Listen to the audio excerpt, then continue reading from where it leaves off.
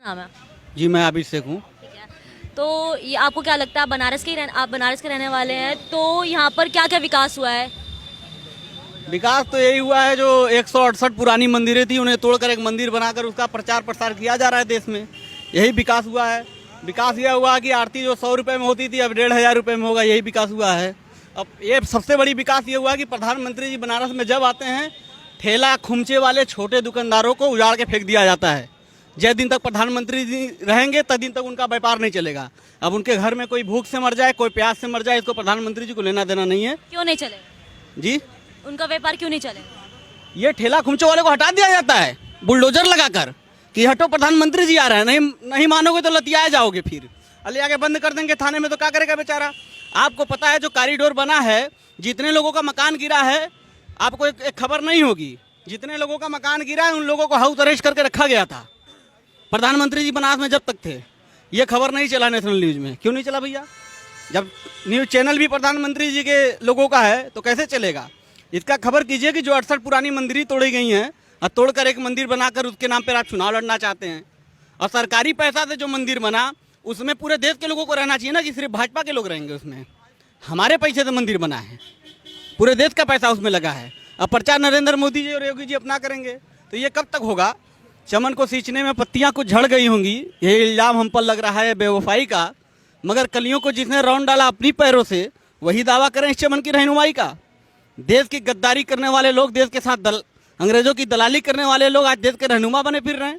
अलग सी बात है, अब किसी को भगवान दूध भात खिलाए तो उसमें हमारा क्या जाता है। तो क्या लगता है, जब प्रधानमंत्री जी आ रहे थे तो ऐसा कहा जा रहा था कि गेरुआ रंग रंगा जा रहा है बिल्डिंगों को, और मस्जिद को भी रंग दिया गया था, तो उस पर आप क्या कहेंगे कि रंग का क्या मतलब हुआ है? गेरुआ रंग क्यों रंगा गया? रंग से मतलब नहीं है, पहले से नैरेटिव तैयार किया जा रहा है। बनारस में दंगा कराने की पूरी प्लानिंग चल रही है। और ये चुनाव जब हार रहे हैं एकदम बहुत बुरी तरीके से बौखलाए हुए हैं, और चुनाव के अंतिम दौर तक ये दंगा करा सकते हैं, ये भी सुन लीजिए। लेकिन सर्वे तो कह रहे हैं कि बीजेपी जीत रही है। सर्वे पश्चिम बंगाल में बीजेपी को दिखा रहा था। सर्वे को मत देखिए, सर्वे बहुत कुछ दिखाता है। अब टीवी प्रचार के चक्कर में पड़ेंगे तो एक हमारे साथी हैं, टीवी प्रचार में दिखा रहा है लाइफ बॉय लगाओ सेहत बनाओ। वो 10 साल से लाइफ बॉय लगा रहे हैं, उनका सेहत नहीं बना। अब टीवी के चक्कर में तो हम पगलाने वाले लोग नहीं है ना। विद्या बालन प्रचार कर रही है, केस किंग तेल लगाओ बाल उगाओ, उनके पति खुद के गंजे हैं, तो टीवी पे ज्यादा यकीन नहीं करते हम लोग। तो आपको क्या लगता है कि किसकी सरकार आएगी और कौन आपके मुद्दों पर बात करेगा? सरकार देखिए जिसकी भी आए, लेकिन बंगाल से बुरा हाल बीजेपी का उत्तर प्रदेश में होने जा रहा है। प्रधानमंत्री जी का दिसंबर के महीने में गंगा में डुबकी लगाना, ये हार का डर सता रहा है। लेकिन अगर आप कह रहे हैं कि बाकी मुद्दे हैं उत्तर प्रदेश में, लेकिन फिर भी ये हिंदू मुस्लिम की बात हो रही है, तो कुछ ना कुछ तो वजह होगी ना कि हर बार ये मतलब चुनाव के अंत में ये हिंदू मुस्लिम को ले ही आते हैं। चुनाव हार रही है भारतीय जनता पार्टी, तो हिंदू मुस्लिम नहीं लाएंगे तो उनका दुकान कैसे चलेगा? हिंदू मुसलमान पाकिस्तान, कहीं ना कहीं ये भी तो हो सकता है हिंदू मुस्लिम करने से ही लोग उनको वोट देंगे, हिंदू लोग। लेकिन ये नहीं चलने वाला है। पश्चिम बंगाल में नहीं चला इनका खेला। ये बहुत बुरी तरीके से हारने वाले हैं और ये झोला उठा के भागेंगे भी। देख लीजिएगा अंतिम में इनका यही होगा।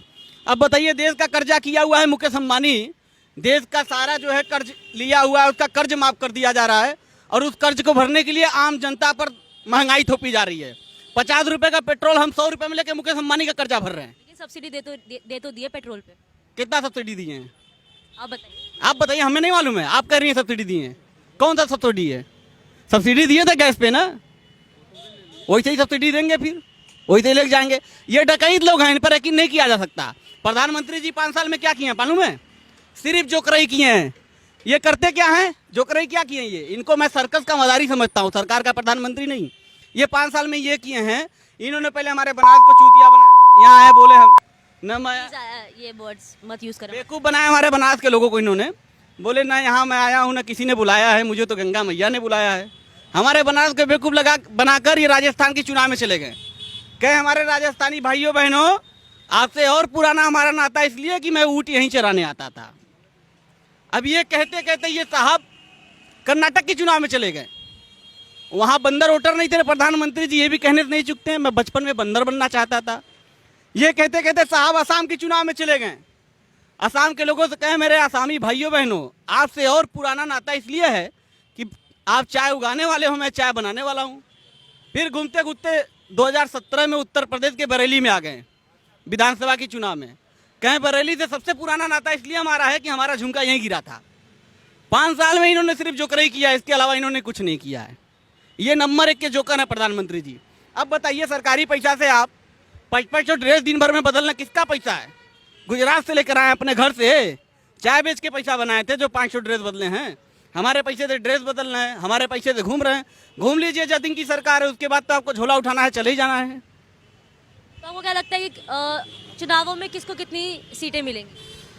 देखिए, सीट का तो आकलन हम नहीं बता सकते, लेकिन भारतीय जनता पार्टी बंगाल से बुरी तरीके से उत्तर प्रदेश में चुनाव हारने